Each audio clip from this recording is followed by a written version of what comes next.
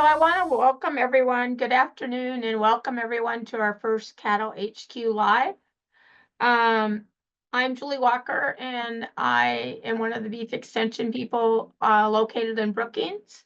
Cattle HQ Live is brought to you by SDSU Extension. And with this, I'll turn it over to Erin.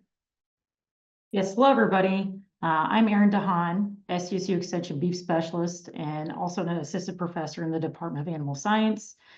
Today we have with us Warren Rusche, who is an SDSU Extension Beef Feedlot Management Specialist and an assistant professor in the Department of Animal Science, joining us to discuss about some winter cattle feeding or winter cattle management. Julie, I'll turn things back over to you. So Warren, we're going to let you take the program away. If you have questions that you think of during the program, please put them in the chat or the Q&A. And we look forward to seeing what those questions are at the end. And it's all yours, Warren. Well, thank you, Julie and Erin, and good afternoon, everybody. We are going to be talking about winter cattle management, and make sure I get my mouse where it's supposed to be, and we'll move through the slides. All right, I seem to have a little, there we go. I'm clicking the wrong button. It helps to be able to run the controls right. So we're going to talk about managing cattle in the winter, and we set these schedules up kind of understanding, yep, it's January, it's South Dakota, and we're going to have to deal with winter weather. Didn't really realize that we're going to be getting we're about 2 days ahead of a significant Arctic blast coming our way here in the next over the weekend and lasting into next week, and for some days past that. And also, for some of our friends and neighbors in other states, they've been dealing with some unseasonably severe winter weather over the last few weeks. In particular, I'm thinking places like Kansas and so forth, where they've had some significant amounts of snowfall. So sometimes it's better to be lucky than good, and I think maybe our timing for this first go round was kind of lucky. So one of the things I think, kind of the start of all of this, when I'm thinking about winter weather and cattle management, is think about being prepared. What can go wrong? Think about what the equipment, facilities, so forth. Winter weather conditions have this nasty habit of exposing any kind of deficiencies we've got in terms of our equipment and everything else. That is when the fuel filter that should have been changed, we'll find out about it when it gets this cold. The water that probably the thermostat and some heating elements might be on its last legs, this is when it's going to show up. So we need to think about a little bit on the preparation side as kind of an overall theme of what can go wrong. But as we specifically, though, start thinking about winter weather and how we manage cattle, in terms of cold stress, I want to start off by maybe setting the stage on just to give kind of an idea of what kind of impact weather conditions might have on cattle performance. And this, what I'm highlighting on this slide right now, is kind of a summary of some a case study from Colorado almost 20 years ago now. It was written up by Dr. John Wagner, who at one point was the feedlot specialist here at South Dakota State, and at the time of this publication was managing and running one of their Colorado State's research facilities, and they had a particularly severe weather in December of 2006 into 2007, forced them to really terminate some research projects simply because of severe weather conditions. But what they were able to do, and the part that I think is so valuable to those of us who manage cattle, is they summarized what were the consequences of that. And so there was about a 2-month period, and I didn't put some of the specific facts here, but if you read through that paper, they had something like a peak snow depth of 36 inches, temperatures down in the teens and below, really kind of a devastating, terrible 2 months to deal with.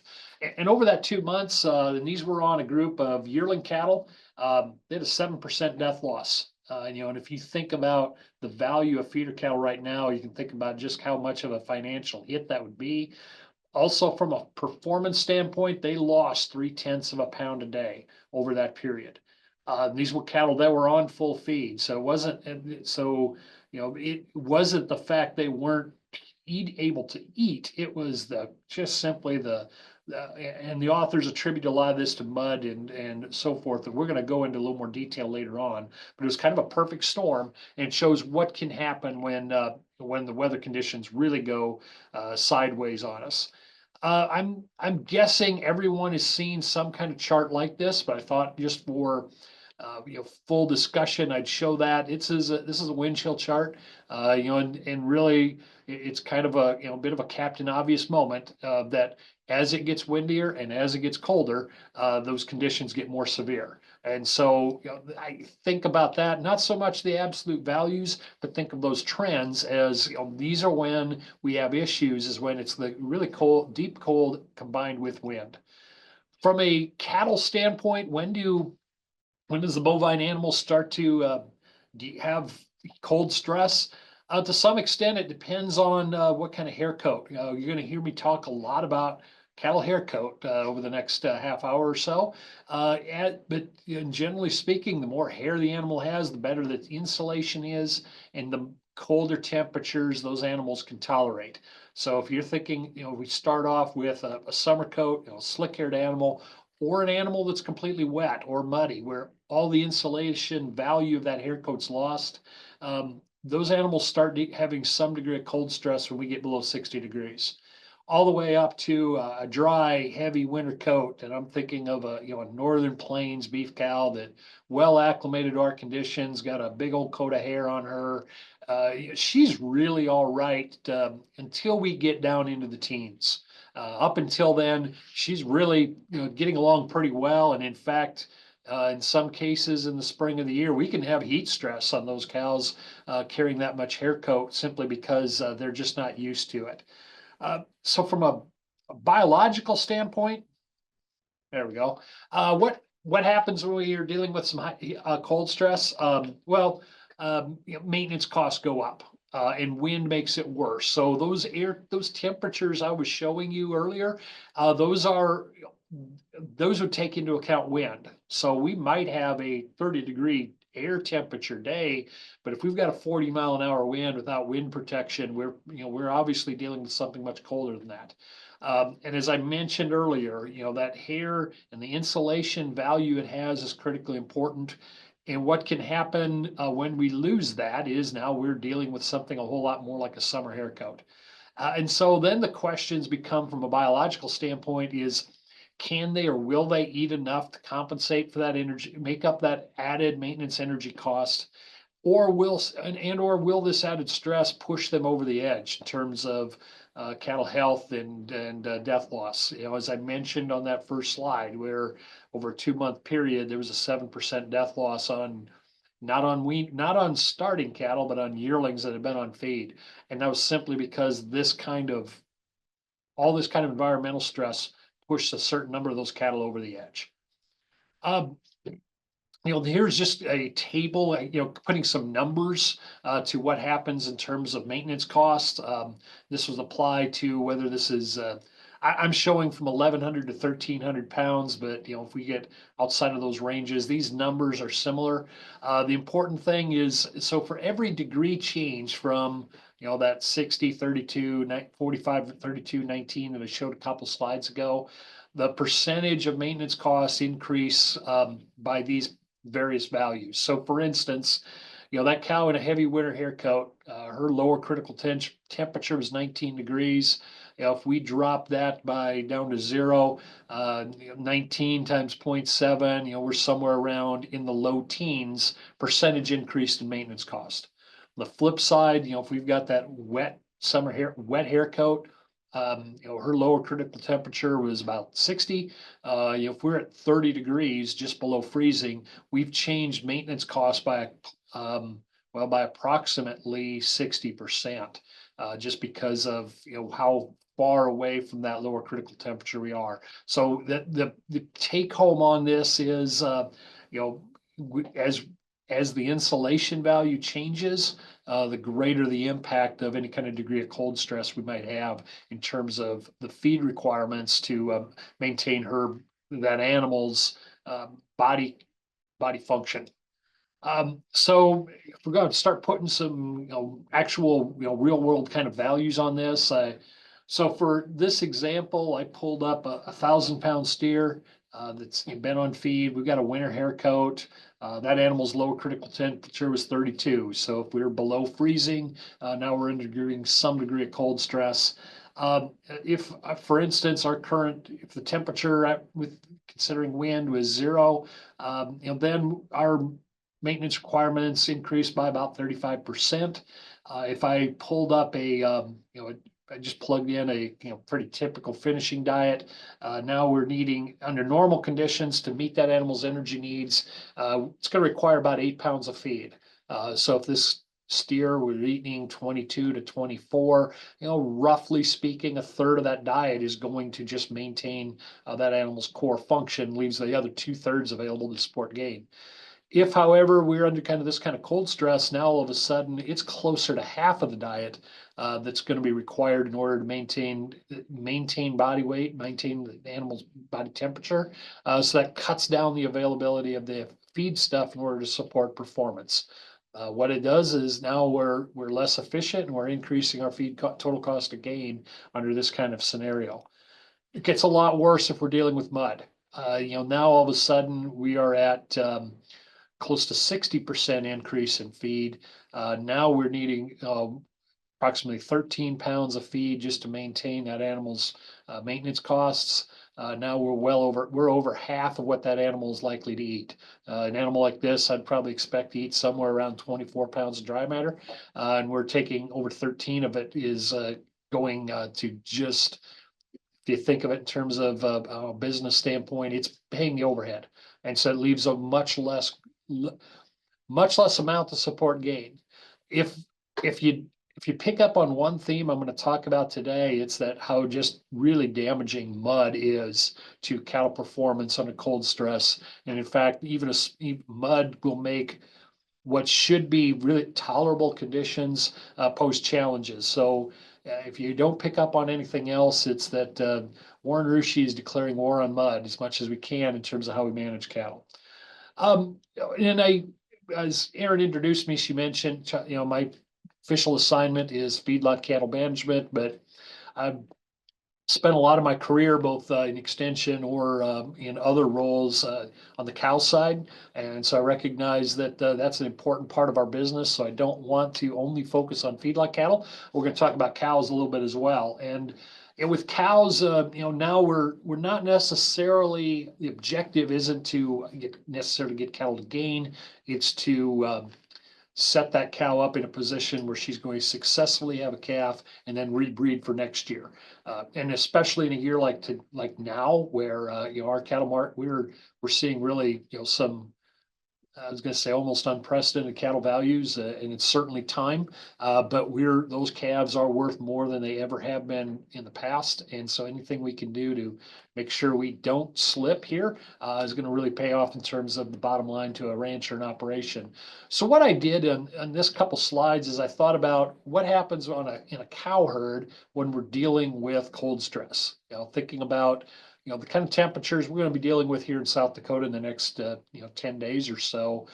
So I'm assuming a 0-degree average, which might even be a little optimistic for us right now. But and I plugged in just a grass hay diet, and I pulled up values that would meet her requirements under normal, if normal requirements for a 1,400-pound cow, late gestation. She should be able to do fine with the kind of feed quality I'm describing at 55 megacals of NEM per pound and 10% crude protein. Estimating about 27 pounds of dry matter intake for that cow. If I do the math or look up the requirements, she requires about 13.5 megacals to meet her maintenance requirement. One of the classical responses of a bovine animal under cold stress is they will eat more, and we'll discuss that a little more here in a few slides. But for the purposes of this, I assume that because it's cold, these cows will eat another 15% in response. And then I wanted to model how long is it going to take for that cow starting out at a body condition score of 5 or 6 to drop down to a 4. The reason I picked that number is that 5 to 4 is kind of our break point on if we're calving at less than a 5, that's when we start having challenges in terms of getting cows rebred the next year. So, anyone that's been to a cow-focused extension program in the last 40 years, it's probably heard someone talk about body condition score. And there's a reason for that. It's because and there's plenty of data to support it, that if we calve in condition scores of 5, we should be in pretty good shape from reproductive success down the road. So that's the reason I chose that particular set of values. I wanted to see just how much can she tolerate before we drop below that. And I broke things out based on those hair coat descriptions I described earlier. The wet or muddy hair coat, a fall coat,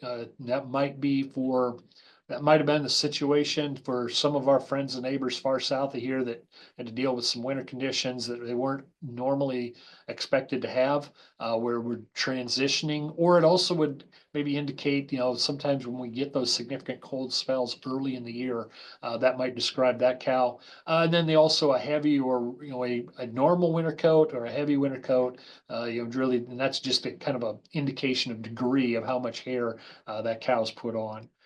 And I start off with 2 different body condition scores. If either a group that's at a 5 or we're adequate, or a group that perhaps we weaned off earlier, or we're had some opportunities to take advantage of some high quality grazing earlier this fall and early winter, and maybe those cows are in a little better shape. For those when I went through, looked at the requirements and did the calculations, for those cows with a heavy winter coat, honestly, they're going to go right through this cold spell and not miss a beat. In fact, if anything, my numbers say they could be still gaining just a little weight simply because they eat more.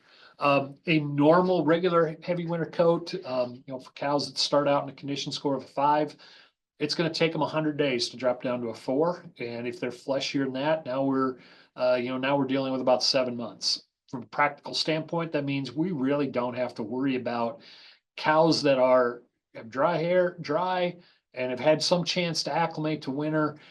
We're going to get through these kind of cold Arctic blasts pretty well, as long as we can provide them with a high enough quality diet and the opportunity to eat more.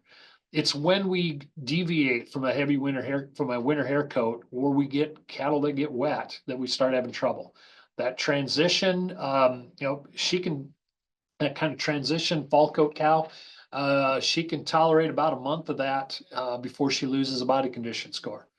And so depending on how long that period lasts, we may or may not have to do some adjustments. If cattle get wet or get muddy, we're in trouble, frankly. Now we're dealing with, in 2 weeks, we're going to drop a body condition score. So, again, really re-emphasizing that point that mud and everything else, becomes really a critical factor in how well our livestock can handle some of these cold spells. So I touched on this a little bit already, this whole acclimation and responses to cold. Some of the things cattle will do, and they're in some ways not that different from us. We adjust our behavior based on our environmental conditions. In the case of cows, they're going to take advantage of sunlight. As we're recording this today, I'm sitting here in my office in Brookings. The sun is out. It's really a really pretty day out, and the temperatures are pretty mild. In these kind of conditions, if cows were allowed to graze on a cornstalk field, but with some supplemental feed, I would expect that they will be out looking to graze a little bit and really taking advantage of the sunshine. If, however, what may happen here in a few days and the wind picks up, those cattle are going to find wind protection, get out of the wind. They may spend less time grazing during those severe conditions. So if we are relying on some grazing resources, perhaps we've got some later calving cows and a fresh field of corn stalks, and on paper that should work. But if it's particularly cold and brutal and windy, they're not going to spend much time grazing. So now that feed intake response we would have expected isn't going to happen. Also, though, cows do acclimate. Again, not that different from us. 40 degrees in March or 30 degrees in March feels a whole lot different than 30 degrees did in November. Because now all of a sudden for us, that feels like, well, gosh, we're nearly spring. This is feeling pretty good. I can take my coat off. For our cows, as they've been more exposed to cold weather, There've been increase in hair growth. They're less sensitive to cold later in the winter than they were early on. And so that's one of the adaptation things that happens as cattle get adapted to and acclimated to colder temperatures. I've touched on this already, but one of the other response is that when weather conditions turn colder, the cows will eat more if we let them. And I'll show you here in the next slide just how much they'll eat in response to cold temperature conditions. That said, this response to cold stress is really predicated though on if there aren't other factors getting in the way. I talked about wind and how that might affect grazing. That can also affect whether or not they want it in a feedlot or a dry lot kind of situation, whether they want to leave the wind protection. If the windbreak is in one corner of the pen and the feed bunk's all the way on the other side and that wind is really howling, they may not want to leave. And so that may affect their ability or willingness to consume more feed. Mud, I already talked about what mud does to the insulation value of a hair coat. Mud also affects their ability to traverse a feed yard or a dry lot pen. And if it's muddy enough, they may not want to exert that extra effort in order to get over to the feed bunk. Also, things like water access and or ice around the feeding apron that might pose challenges and barriers to whether or not those animals will consume more feed. And I pulled this from some of the requirement publications put out by the NRC that depending as the environmental conditions get colder, they'll show greater response in feed intake. So that when we have conditions where somewhere under 5 degrees Fahrenheit, we could expect that those cattle might eat another 8 to 25% more feed intake compared to thermal neutral conditions, with varying degrees of that as cattle get a little colder. So if I'm working with a producer that either on the cows or on feedlot, I at least mentally plug in if I'm putting diets together for the winter, I mentally plug in some estimates, assuming they will eat just a little bit more than what the book might say, simply because if we're dealing with conditions where we're in the 20s and 30s more often than not, I expect they're going to eat another 3 to 5% more than what the book would say as a response to that to help me hit some of those targets a little more precisely. So this is an adaptation that the cattle have that we can use to our advantage in terms of helping those animals meet their requirements. So I'm going to shift gears just a little bit and now talk about what can we do to improve cattle environment. There's not much we can do to change temperature, but I've already touched on, really hit the hair coat thing pretty hard, but we also touched on, some wind and some other things. So we do have some tools at our disposal that we can employ to help make the environment for our cattle more comfortable, help them adapt and overcome some of these environmental conditions more successfully. The first I'm going to talk about is bedding, and I've got this is some research done here at South Dakota State by my colleague, Dr. Zach Smith, and his first graduate student. Did this, I guess now it's almost 6 years ago, but in the winter of 2019. And for those of us from South Dakota, we remember that winter as being particularly challenging from both a snow and a temperature standpoint. And as I said on the outset, sometimes it's better to be lucky than good. Dr. Smith was incredibly fortunate in terms of wanting to do a bedding study and picking one of the tougher years to feed cattle in order to observe what happens when they did that. So what these were some 800-pound background cattle that were brought to Brookings in January 19, and they followed these all the way out to slaughter that next summer. And it was pretty simple. They were either bedded or not. And the amount of bedding that was based on the yard manager's discretion and his judgment as to how much those pens needed to be bedded. But he used basically the standard practice that we use here at Brookings of, making sure those cattle stay as comfortable as we can by providing bedding on an as needed basis. I'm just going to go through the cumulative results. So, if someone are more interested, we could break down what that looked like in the first 30, 60, and 90 days on feed. But overall, from the time we brought those cattle on feed to when they went out that next summer, the cattle were unbedded, had an average daily gain of 20-some% faster They ate more, they were more efficient. And what I think was really important is to get those non-bedded cattle to the same endpoint took an extra 5 weeks, an extra 35 days. I did a very rough calculation on some expected diet cost and interest on a $3,000 animal, and a yardage charge, and I came up with that extra 35 days in today's dollars is going to add up to another $130 a head. I think we can buy an awful lot of bedding to make the cattle more comfortable and still show a positive return, given what that kind of impact under severe conditions had in terms of cattle performance and efficiency. Did a follow-up on that study that following fall on some balling calves coming in. That particular year was not as severe, so that didn't necessarily see some of the same kind of response, but these were 600-pound calves that came into our yard in October. And when we looked at those over about a 60 to 90-day period, they ate more, their maintenance costs went up. The bedded cattle, or excuse me, the cattle that weren't bedded ate more, but it took more energy in order for them to maintain the same performance, ends up reducing feed efficiency. So our bottom line, our conclusion of those studies was, we need to look at bedding as a strategy to improve feed efficiency and performance, whether during the receiving phase or during the entire feeding period, depending upon weather conditions. And I used as this title bedding intelligence, and I stole this title or this name from Dr. Eric Lowe, who's with Midwest PMS and formerly with South Dakota State. But he and we've talked about this as the idea of adapting to what the conditions are telling us. So thinking about things in terms of priority. Right now, I would have one of my priorities being those cattle that are nearly ready to go.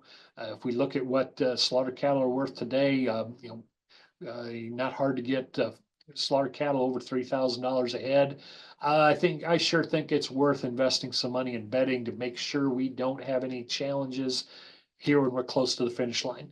Same thing goes with any kind of newly arrived starting cattle. I don't want to be, if we get these off to a poor start, we're going to be playing catch up for the next 7 or 8 months as we get those cattle up on feed and try to get them out the door. So that's another area where maybe those become priority, and also the sick pen. Those are already cattle dealing with a fair degree of stress simply because of disease. We don't need to compound it by forcing them to deal with severe cold stress. So that's another group that may be a priority area. And then, some of the cattle that don't fall into those, perhaps those are bedded as we're able to. One of the challenges with winter conditions is there's no shortage of work, but sometimes there's shortage of time, and there's also no shortages of challenges from a mechanical standpoint. So from that standpoint, thinking of that, maybe those cattle that are 4 months away from harvest, maybe they're a lower priority area. We'll get them bedded when we can, but might not be the first and foremost thing we worry about. I think it's helpful to think about these from a bit of a triage standpoint of where are our priorities. I also talked, it's also really important as we start thinking about bedding that we build that base early. So for instance, if we haven't bedded yet, if we haven't had to, perhaps, we have a few nice days before we're going back in the deep freeze. I would take advantage of that opportunity to get some bedding out. And I borrowed this idea from my friend and colleague, Dr. Alfredo D. Constanzo at the University of Nebraska-Lincoln Extension.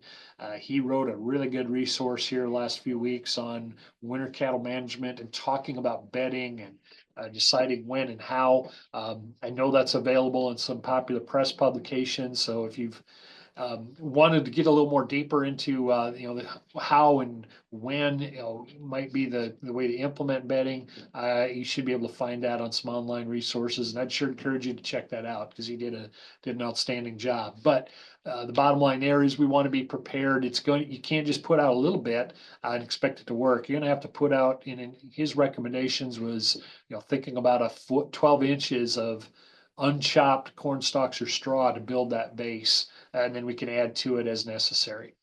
Yeah, the other possibility is, perhaps, maybe if we don't have the bedding supplies or, we've got some other, logistical challenges. One of the things that, helps us out from a, pen and so forth standpoint, especially with mud, is just allowing cattle more room. This was a data set that, Dr. Terry Mader, when he was at the University of Nebraska, had published where providing cattle twice as much room was just as effective as bedding in terms of feed efficiency. So, uh, you know, realize that providing bedding can be a challenge in terms of once you start, it's hard to stop. It's added workload. It's now we also have to haul all of this out. If we're selling feeder cattle, now we may have to deal with a bit of tag, just something from bedding material adhering to the hair. In those scenarios, maybe designing pens to provide more room might actually be useful. Um, Talk a little bit specifically about winter management and mud. Right now when we're dealing with the kind of temperatures we're going to get this weekend, for better or worse, mud is not going to be one of our challenges. If we came in with a clean, dry hair coat, we're going to still have one, most likely. We've got what I call poor man's concrete for a little bit. However, if we get snow, today's snow becomes tomorrow's mud. So one of the things that I'm a proponent of doing is being as proactive as we can of taking snow off the pen surface, getting it to the back of the pen or out of the pen so that when it melts, it's not posing challenges for us in that pen surface. Scrape whenever you can, as we're able to, and the temperatures are right, prioritize the apron areas, and then also, maybe around the bed pack, mound areas where cattle are going to spend time loafing. We want to try to, uh, smooth out the pen surface to provide better footing. Also, as we take out some of the roughness, we're giving additional opportunity for water to move across the pen surface without ponding up and creating mud challenges later on. We've already talked about bedding and, in a few months, I'm going to talk about lot maintenance again. That's when we start addressing some drainage issues. If we have pens that don't drain well, that's our time to start thinking about, are there ways we can fix that? Um, this is also a bit of a long-term thing, but one of our solutions to mud is to add concrete. And I've used this line before and I will still stand by it, that I have yet to meet a cattle feeder that's ever told me that, gosh, we overdid it on the amount of concrete. We poured too much and spent too much money. It's usually, if we've got 20 foot, there's probably situations where going to 30 feet behind the apron might be useful, depending on our environment and how wet conditions we are. The 20 foot, that's kind of my minimum, at least here in South Dakota, is what I want to see in terms of the amount of concrete for an apron, behind the bunk. And also, this is again more long-term, if we're looking at maybe making some bigger changes in terms of location. I've seen so many instances where we take what the existing facility and existing farmstead looks like and then try to make that work. Well, and as much as we want to respect the contributions of those that came before, Grandpa didn't have a payload to deal with. He was doing things with, maybe start off with a team and then an H farm haul and, didn't have some of the advantages that we enjoy. And so maybe where, our grandparents, grandfathers, and great grandparents put pens may not be necessarily the ideal choice. And rather than try to shoehorn in solutions into places that just don't fit well, in some cases, maybe we want to look at just finding a different spot on our property that drains better, offers better protection, maybe lets us avoid some of those challenges as we move forward. I'm gonna jump into wind protection, and I did this as a scan from my Midwest plan book, and it shows how, what wind protection, wind breaks do, both from a reducing the impact of wind. As you can see, these various versions. Now we start showing protection for different wind speeds, and how, as where we have some areas where we're going to reduce the amount of wind flow, and also on snowfall. Most of those you can see on those four different ones. You know, that first one on the top, that's a 10-foot high porous fence. And by porous, I'm talking about something with 20 to 25% gaps. If you look at, you know, that, you know, we're starting to show a, you know, much longer, area where we're seeing some wind speed reductions compared to that third one from the bottom, where that's a solid fence. It's not as effective in terms of protecting against wind. And it also tends to dump snow in both sides of that fence where, you know, the one on the above keeps it, you know, we need to think about where we are in relation to that fence, but most of it's staying within 100 feet. That mature on the bottom, that mature 30-foot tall 7-row shelter belt in terms of keeping snow away was probably the most effective. And it also really, you know, looking at those downwind effects in terms of wind speed. The slide I'm going to show you next shows kind of an example of things that work and things that don't. And I'll use pictures from time to time. And usually you know, I don't name where I came from, but I'm going to make an exception. I'm going to name names of the person who laid this out and what that person did right and did wrong.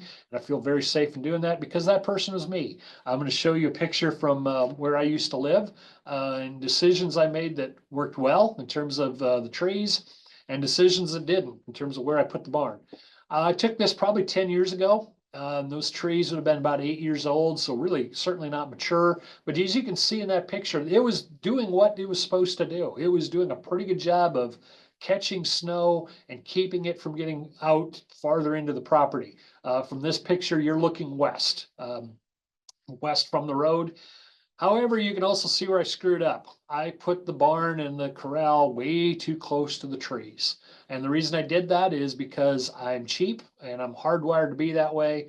And to move that building a little farther east to where it probably ought to have been, I would have had to have done some more dirt work. I would have needed to build up because there's a bit of, doesn't show up real well in that photo, but there's a low area in between that I would have had to have added some extra fill to have corrected.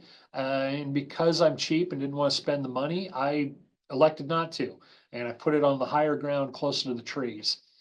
I probably saved, I'm not sure what that would have cost me, you know, maybe a couple $1,000s. And in return for my saving a couple grand, I got to fight snow in the wrong place for about 15 years. When the snow came, it dumped it right. Our family had some meat goats at the time. It dumped it right where the goats were.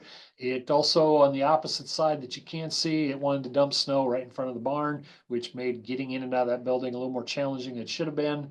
And, you know, that was simply an error in judgment. So we need to think about when replacing windbreaks, we need to think about where is that windbreak or that tree belt going to be in relation to things like where are the feed bunks, where are areas we don't want to have snow? Because in this case, you know, it's probably as clear indication as anything I've seen.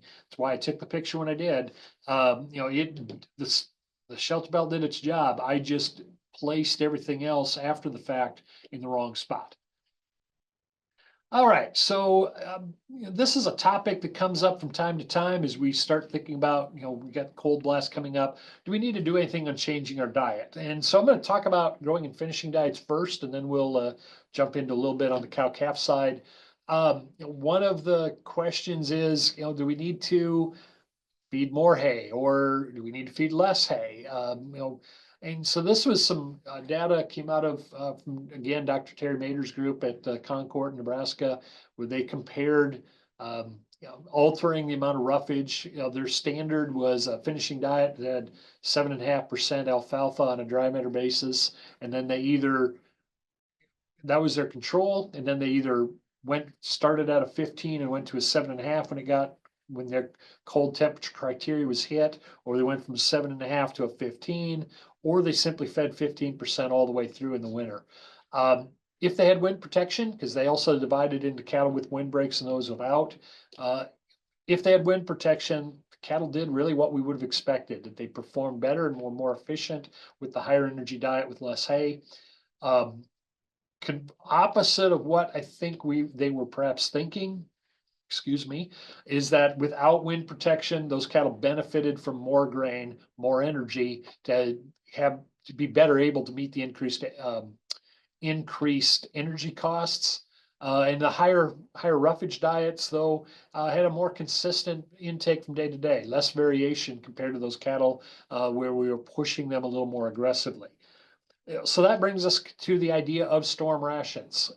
In what most nutritionists would talk about with a storm diet is a situation where we're going to add an extra 2 or 3% of roughage to a base diet in response to adverse weather conditions. If this isn't to do anything in terms of cattle energetics or to, think about, some might talk about, higher roughage, more heat from fermentation. That isn't our objective here. What the objective of the storm ration is to reduce the risk of digestive upset.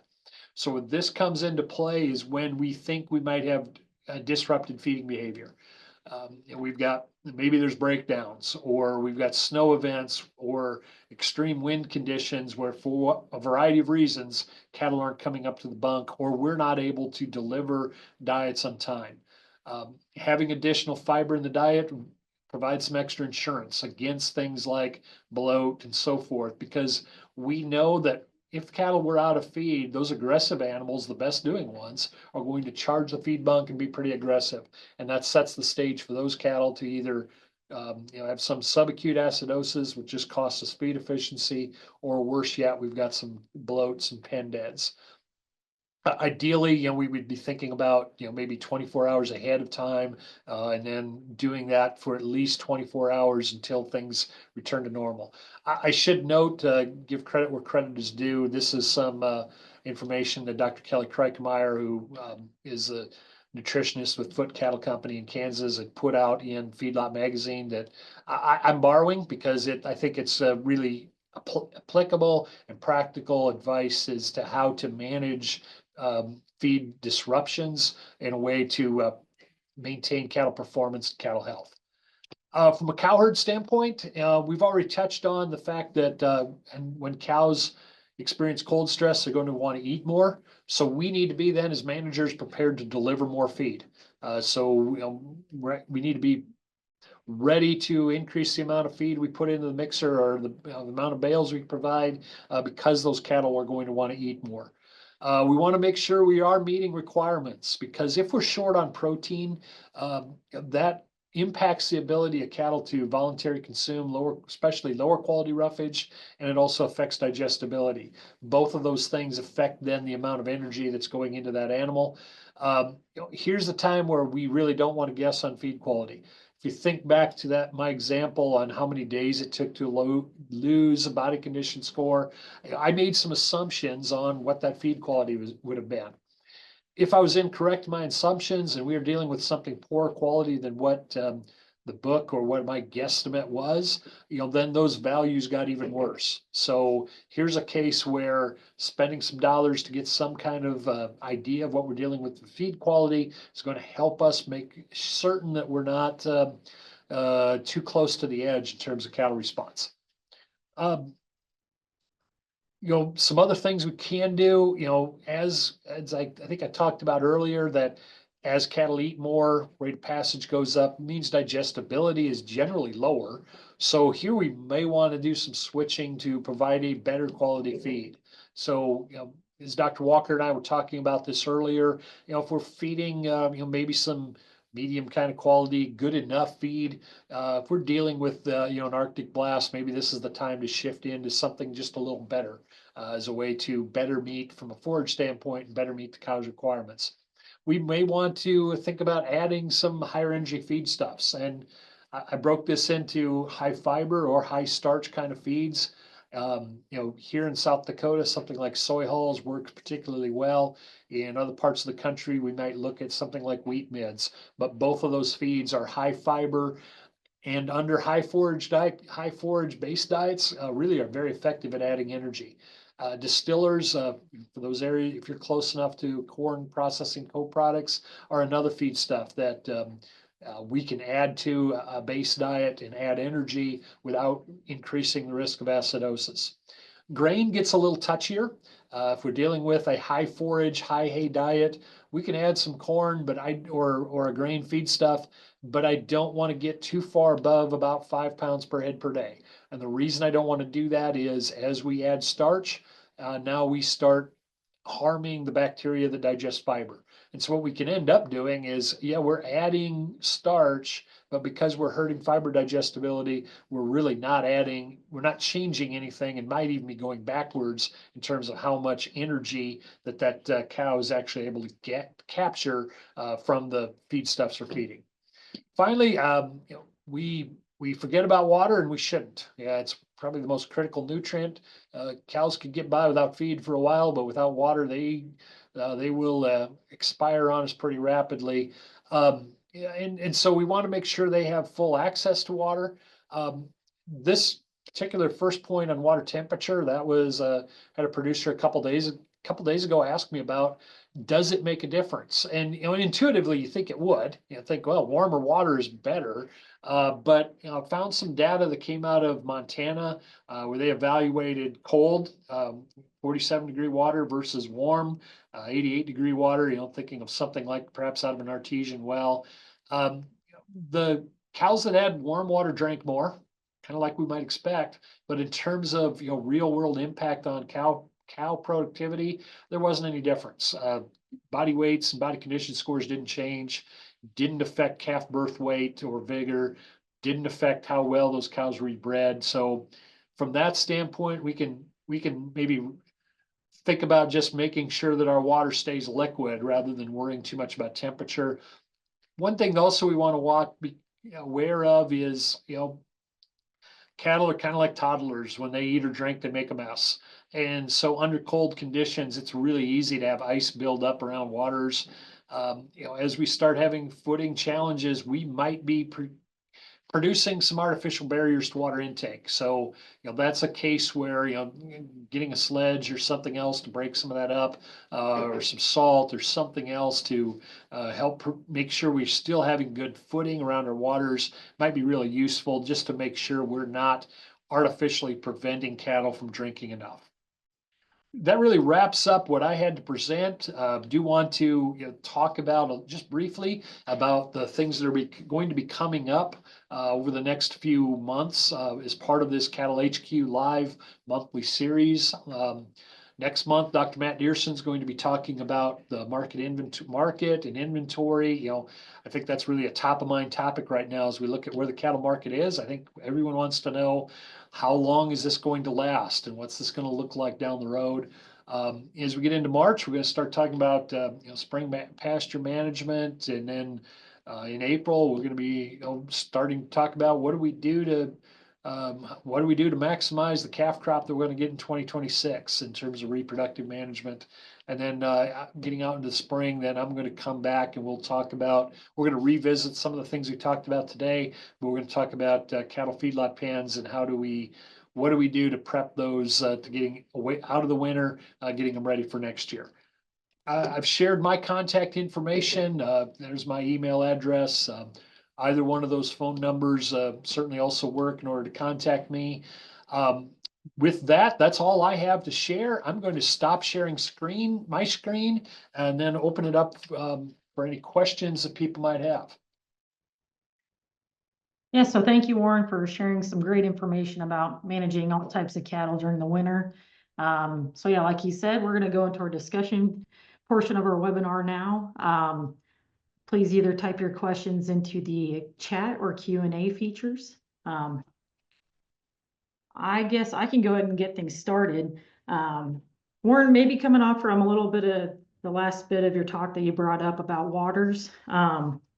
Is there an ideal placement of waters from our windbreaks, both in the, on our dry lots or out in the pastures, where we can keep them to ensure that, they're gonna, won't have issues down the road with, so. Yeah, great question, Aaron. I'll talk about pastures first. We ideally, I'd like to have the water source and the feed not terribly far away from the wind protection, because of some of those things I talked about from a cattle behavior standpoint, that if the water is way out in the wide open and the wind breaks half a mile away, those cows are going to stay beyond the wind, out of the wind as much as they can, and they may or may not get as much. We might be limiting water intake. I didn't talk about ability for grazing cows to use snow. Research data says they could, and my personal experience says, yep, they will. Now, of course, at least in South Dakota, a lot of the state doesn't have a lot of snow cover, so that's off the table. I don't necessarily want to rely on winter snow, but they will. It can be a resource. They'll bridge some of that gap, but that whole location in a pasture, that isn't necessarily something we can snap our fingers and move. But in an ideal world, the closer they are, the better, especially under those really windy conditions. In a feedlot, I like to be able to have it so cattle can get from the feed bunk to the water to the mound or bedded area without having to go down into mud.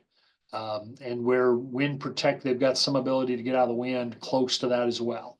How that looks in individual pens can certainly vary, but those scenarios where they have to wade through mud in order to get to either water or feed from the resting areas generally means they're going to stay in one of those two spots. And so if we can design and or manage the pens so that they don't have to do that, those cattle are going to tolerate these conditions better.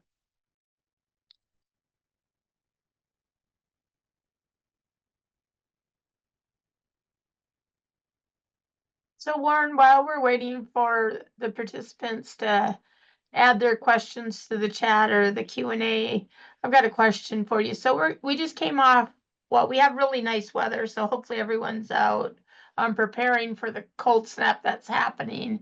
But how do we deal with the roller coaster? To me, my dad always said, if it's cold, they can handle the cold because their stomachs are adjusted. We got them on the right diets, blah, blah, blah.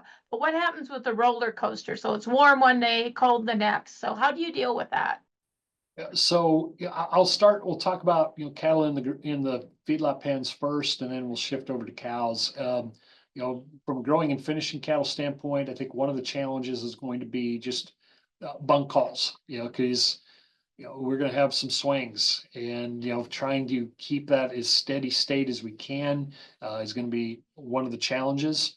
I think here's where we don't want to make drastic swings based on chasing the weather, but we just don't want to be off too far. From a health standpoint, in some cases, as we get, it's going to be, I stepped outside here over lunch without a coat on, and it's nice, and then in 3 days it's going to be, whatever below zero. That could pose some challenges from a health standpoint. Depending on the stress level of the calves, if they've been acclimated, if they're not brand new coming to the yard, they should be acclimated well enough that they'll deal with that. Those that aren't, if we were happen to be bringing cattle in this week, those would be pens I'd want to make sure we bedded a little more and paid a little more attention to. Might not be a bad idea. I'm not a veterinarian, and I don't know if Dr. Daly's on this or not, but I might want to visit with my veterinarian about some metaphylaxis if I was bringing cattle in this week. They're worth too much money to be fooling around and taking chances. On the cow herd standpoint, that we're fortunate here. It's January in South Dakota. We've had some cold snaps. Those cattle are pretty well acclimated. They'll be all right. I'm not too worried about them. She's pretty tough. If we keep her dry, give her the opportunity to eat more when she needs to, I think she's going to be okay. There may be some cases where some of those cows that are, maybe we made the decision, we're going to keep them around for an extra year or two. Maybe she's, teeth or, flesh is a little bit suspect. Those might merit some additional, watching. But if we've got cows in good body condition that have had a chance to get acclimated, I'm not terribly worried. They're going to deal with this pretty well. And if anything, they're also taking advantage of this good weather and going out and maybe doing some extra grazing to be better prepared. They'll be better prepared when it does turn cold later on this week.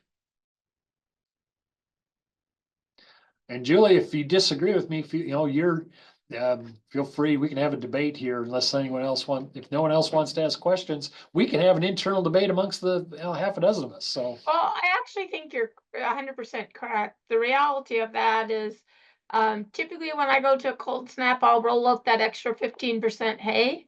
And I may go 20% and just leave some out there, so if I'm rolling it out kind of thing, they have some place to lay in that's a little warmer, that kind of scenario. So, Yep. no, I think you hit it right on the, nose, and I wouldn't disagree with you. So I don't think we're gonna have a very good debate here.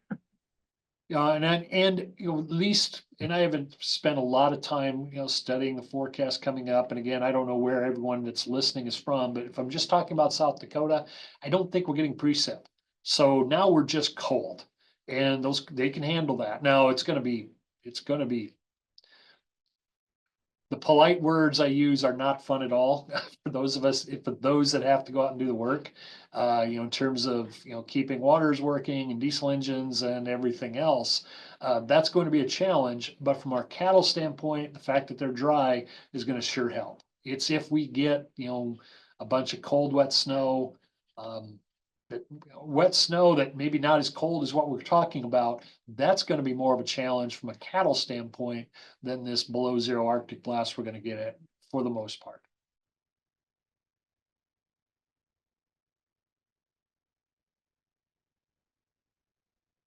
So far, I'm not seeing anything, which either means we've addressed the questions well enough, or people are shy. Either case, if for any reason, if you want to visit with any of us, whether it's myself, Dr. DeHaan, or Dr. Walker, or I see Robin Salverson's on, Dr. Drum, there's other people that are, Dr. Dearson on the econ side. If you have questions for any of us, go to extension.sdstate.edu. That will find our contact information. We would be happy to visit with any of you regarding this topic or anything else. I guess, Kira, unless there is something, or, team, unless something comes up here in the next couple minutes, we may be in a position where we can sign off. But again, appreciate everyone being here, participating. This is a new effort for us, as a way to reach people where they're at, in a manner that fits them in terms of their schedules. And we're really happy to have the number of folks that are online, and then we're hoping some other people are able to view the recording later on at their leisure. And we're looking forward to the schedule for the rest of the year. I'm going to turn off my mic, and I'll wait around and see if anyone pops in for any questions, and or turn things over to Aaron. I'll throw a more question out here for you, Warren. What would be your recommendation for folks that have some calf shelters? I know sometimes folks will use them as part of a windbreak. I don't think that's the best recommendation, but I just wanted to know your opinion on that. You're talking, are we talking calf shelters for, like, if someone is calving now? Yeah, if they're calving now, or I guess here in a couple months down the road as we move into spring. Yeah. Yeah, I think if you're here in the north and you're calving this time of year, you have to have something like that. Calf shelters, areas where, some of the designs and approaches I've seen are, where they'll have either use an electric fence or some other method to keep cows out of it and let the calves get in. I know, and there's been some people on social media showing videos of, different configurations and how snow affects those. And I'm not an expert, and I'll stay out of that debate. And also, in full disclosure, when I was in the production business, we calved in April, and we didn't use calf shelters. Some years we should have had them, because we got caught with a few April blizzards that were particularly challenging. But if you're calving in any kind of really cold conditions, or potentially could be, having some plan in place to provide some shelter for those is going to be really important in terms of reducing the risk of death loss.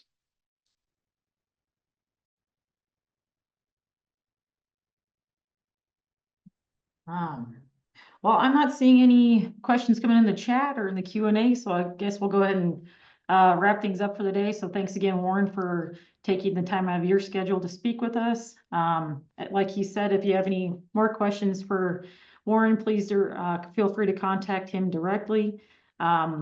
We have the list of the upcoming Cattle HQ Live webinars on our extension website. And then one last bit is that we do have a brief survey that will be sent out to you guys at the end of the webinar here that we kindly ask you to fill out so we can help to continue to improve this webinar series. But thanks again for everybody who joined today and for allowing us to speak with you. Until next time, happy trails and have a good day. Stay warm this weekend.